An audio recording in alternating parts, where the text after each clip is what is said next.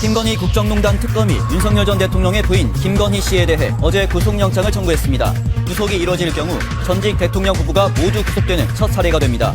구치소에 수감된 윤 전 대통령에 대한 체포영장 집행은 완강한 거부에 또다시 무산됐습니다. 김건희 씨가 각종 혐의를 부인하고 있는 가운데 재산 미신고 논란이 일었던 목걸이에 대한 거짓 진술 정황이 포착됐습니다.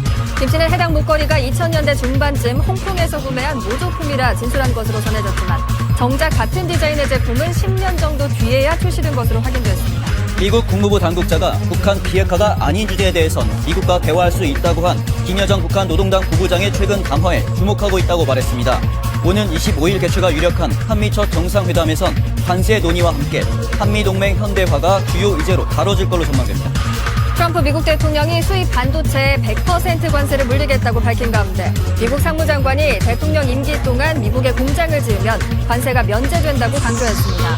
미국의 반도체 시설을 짓고 있는 우리 기업들의 경우 관세 대상에서 제외될 거란 관측이 나오지만 복잡한 글로벌 반도체 공급망이 변수로 떠오르고 있습니다. 김건희 특검팀이 김건희 여사에 대해 도이치모터스 주가 조작 등 3대 의혹과 관련한 혐의로 구속영장을 청구했습니다. 영장 심사는 12일인데 구속영장이 발부되면 전직 대통령 부부가 동시에 구속되는 헌정사상 초유의 사례가 됩니다.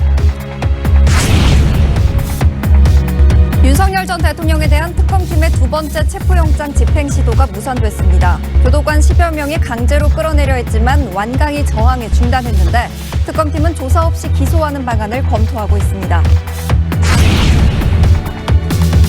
올해 광복절 특사 후보군에 조국 전 조국혁신당 대표 부부와 조희연 전 서울시 교육감이 포함됐고 이화영 전 경기도 평화부지사는 빠졌습니다. 최종 특사 대상은 12일 국무회의를 거쳐 이재명 대통령이 확정합니다. 미 국무부 고위 관료가 북한의 불가역적인 핵 보유국 지위를 인정하라는 최근 김여정 부부장의 대미 담화를 주목하고 있다고 말했습니다. 트럼프 미국 대통령이 북미 정상회담에서 합의한 목표를 달성하려는 의지가 있다며 북한과의 대화 가능성도 내비쳤습니다.